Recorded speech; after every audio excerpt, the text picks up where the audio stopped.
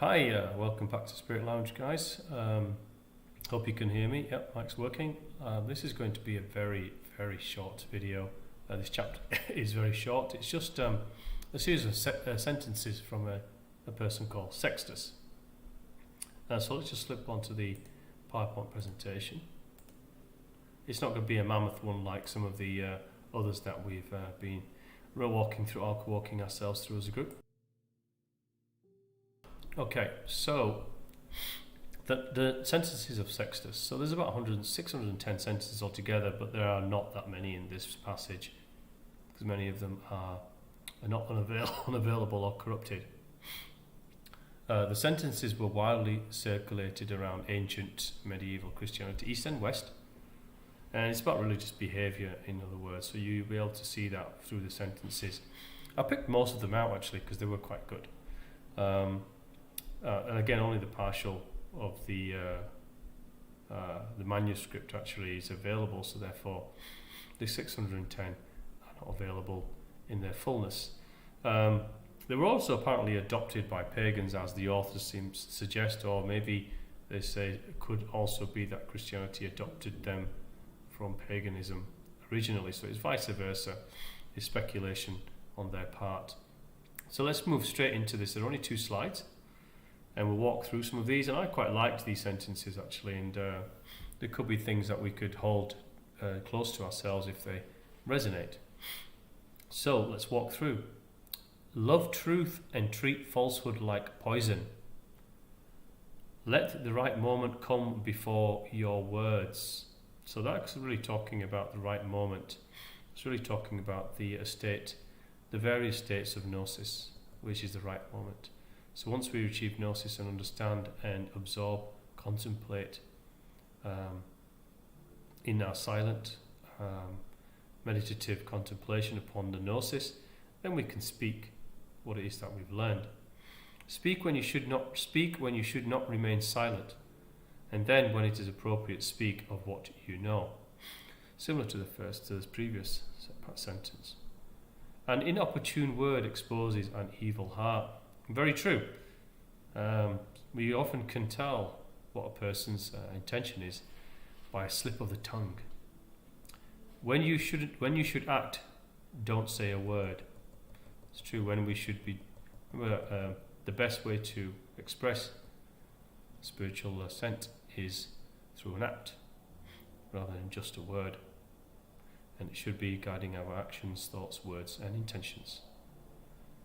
Do not be inclined to speak first when in the company of a group of people. It is a skill to speak and also a skill to remain silent. Yes. I like the skill to remain silent because that is also understanding the gnosis which we attain as we develop through our own spiritual path and ascent. It is better for you to be overcome speaking the truth than to overcome through deceit. That's true. One who overcomes through deceit is overcome by truth. False words expose evil people. Only in a great crisis is a lie necessary. There are times when you sin by telling the truth, and you do not sin when you tell a lie. This is true. So when often people around us, the masses, don't like to hear what they don't want to hear. They don't like to hear, which is a mass psychosis on their part. If it challenges what they think, or they believe, or they see, or what actions they have done. So when you tell them a truth which is adverse to that, then as far as they're concerned, you need to be cancelled, as it were, in this modern world. Do not deceive anyone, especially someone who needs advice. If you wait to speak after many other people speak, you will see more clearly what is profitable. Yes, listen more than we speak, because when we listen and contemplate and be silent, we'll understand what the words mean and what we are hearing. That person is faithful who takes the lead in all that is good. Wisdom guides the soul to that place of God. There is no one of the household of truth except wisdom. Yes, wisdom is a derivative of gnosis. When we have knowledge combined with our life experience, combined with intellect, combined with knowing, that gives us wisdom. A believing nature cannot be enamored of lying. A fearful and enslaved nature cannot share in faith. That is a very telling statement. When you are faithful, saying what is right is no greater than listening. When you are with believers, be more inclined to listen than to speak. A hedonist is good for nothing. No, we could take that how you wish. Only if you have no sin may you speak of whatever is from God. So I think what that would mean for me is not, again, I don't feel any spiritual text is, for me anyway, is sin doesn't mean physical sin, although we are responsible for things that we do, things that we say, things that we act, things that we intend. This would mean when we have no sin, may you speak. So that means sin for me is the disconnection from the soul, from the spirit, from the divine, and the complete dismissal from it. In other words, a material being and nothing more. This is the greatest, in a spiritual perspective, the greatest sin of detachment from what really is.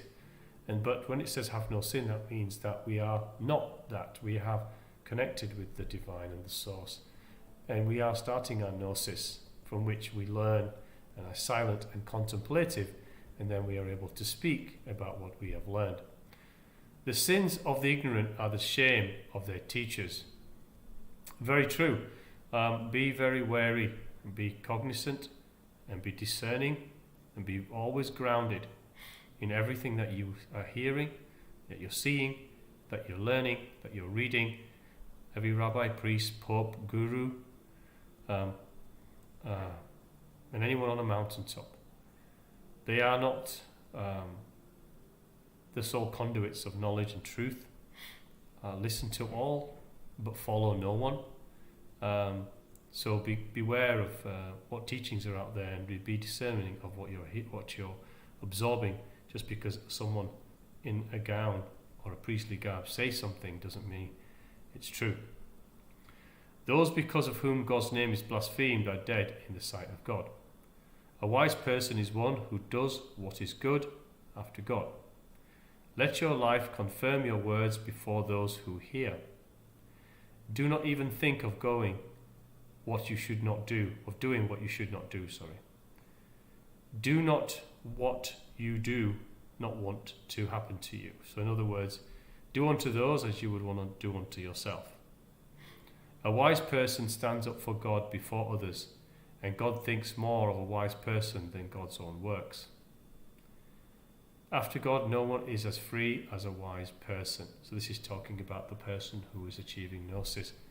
The greater the gnosis, the more free an individual being is, as it is an expression within the physical form and life itself.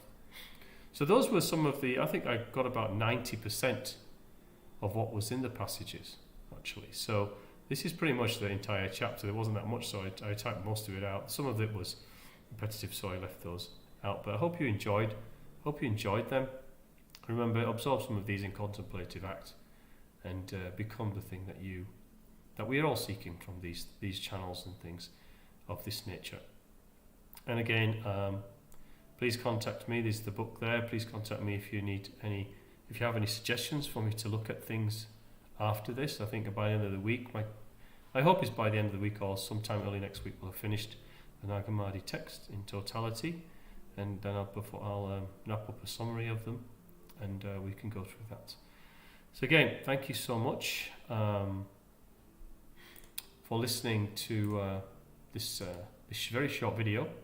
Excuse me, the webcam is back on. Thank you very much for listening to this short video, and I do appreciate your time, and God bless to you all, and take care.